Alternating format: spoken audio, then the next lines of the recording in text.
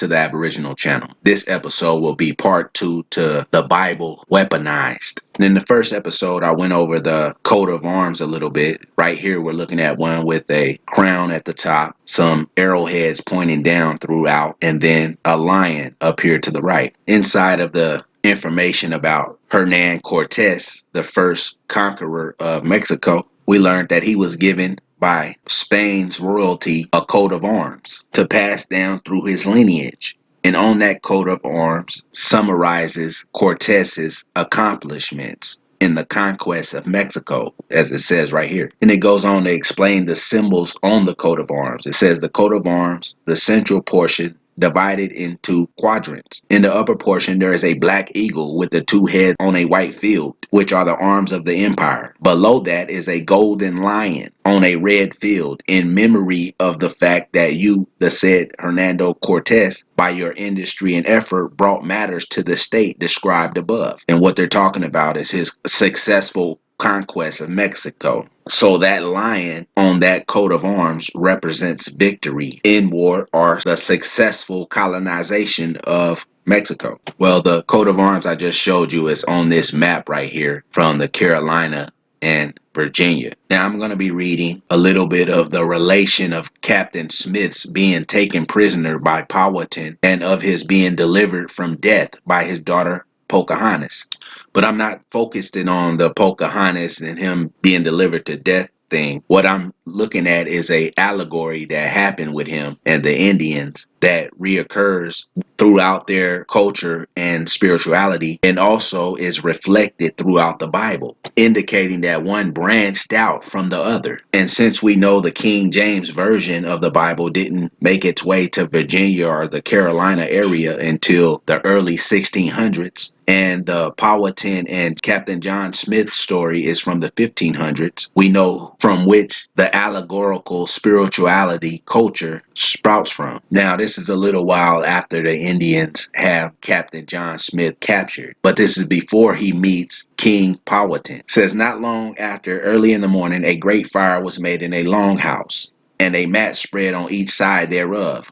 On the other one they caused him to sit, and all the guard went out of the house. And presently there came skipping in a great grim fellow, and all painted over with coal mingled with oil, and many snakes and eel skins stuffed with moss, and all their tails tied together, so as they met on the crown of his head in a tassel. And round about the tassel was a coronet of feathers, the skins hanging around about his head, back, and shoulders, and in a manner covered his face with a hellish voice, and a rattle in his hand. Pause. That sounds like Medusa to me, but moving on. With most strange gestures and passions, he began his invocation and environed the fire with a circle of meal. So he spread a circle of meal around the fire. With that done, 3 more such like devils came rushing in with the like unique tricks, painted half black, half red, but all their eyes were painted white, and some red strokes like machatos along their cheeks. Round about him those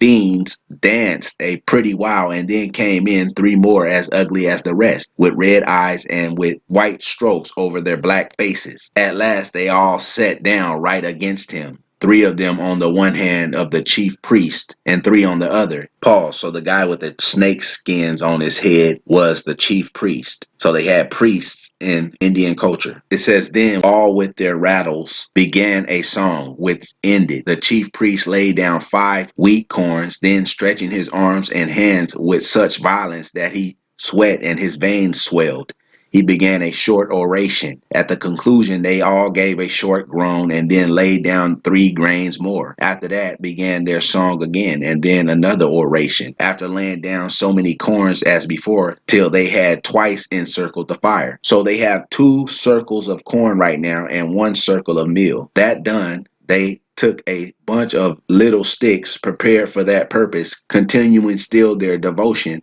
And at the end of every song and oration, they laid down a stick between the divisions of corn till night. Neither he nor they either ate or drank, and then they feasted merrily with the best provisions they could make. 3 days they used this ceremony, the meaning whereof they told him was to know if he intended them well or no. Now this is the important part right here it's about to go into. It says the circle of meal signified their country. The circles of corn, the bounds of the sea, and the sticks, his country. So basically, you got the fire in the middle, a circle of meal that signified the Indians' country, the circle of corns, which are the bounds of the sea, which is the water, and the sticks, which is his country, which went around in between the corn. They imagined the world to be flat and round like a trencher, and they in the midst. After this, they brought him a bag of gunpowder, which they carefully preserved till the next spring to plant as they did their corn, because they would be acquitted with the nature of that seed. Akapupam,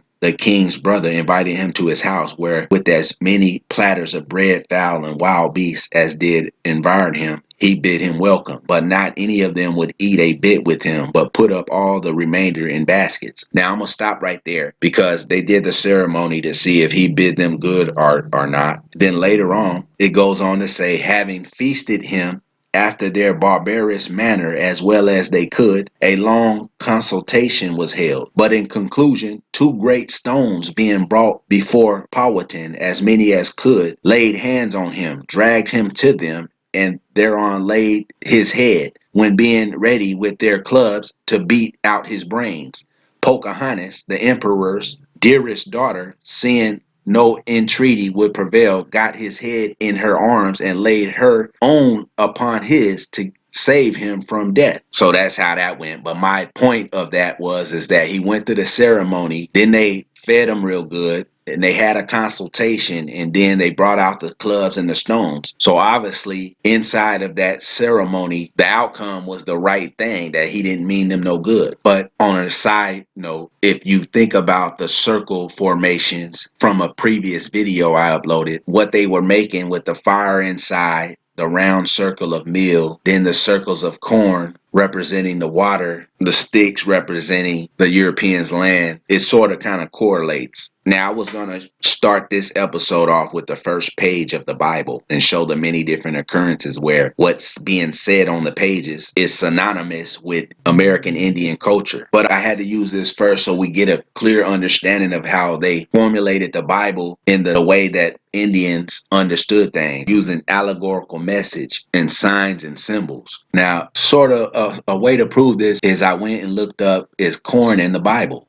Says corn is in the King James version of the Bible. Down here it says corn represents the increase and blessings of the harvest. It says corn in the Bible. Down here it says corn or maize is from the Americas. It did not exist in Europe, Asia, Africa, and so did not in the Middle East. However, the word corn does appear in some older Bible translations. In those instances, it means grain, not maize. So it's saying right here at Quora.com, does corn ever show up in the Bible? That when it comes up in the Bible, it means grain and not maize. So I looked up if grain is in the Bible. It says that the word grain appears in the King James Version 8 times. And then it says, on the other hand, corn appears in the King James Version 101 times. It showed up in the Bible 101 times because Indians understand corn. One more thing I want to add in this video is that it says right over here that at last they brought him to Moronoko, where was Powhatan, their emperor. And then down here it says the queen of Appomattox was appointed to bring him water to wash his hands. So they had queens, emperors, kings right there in Virginia as well. And so far I've identified Indian royalty in the states of California,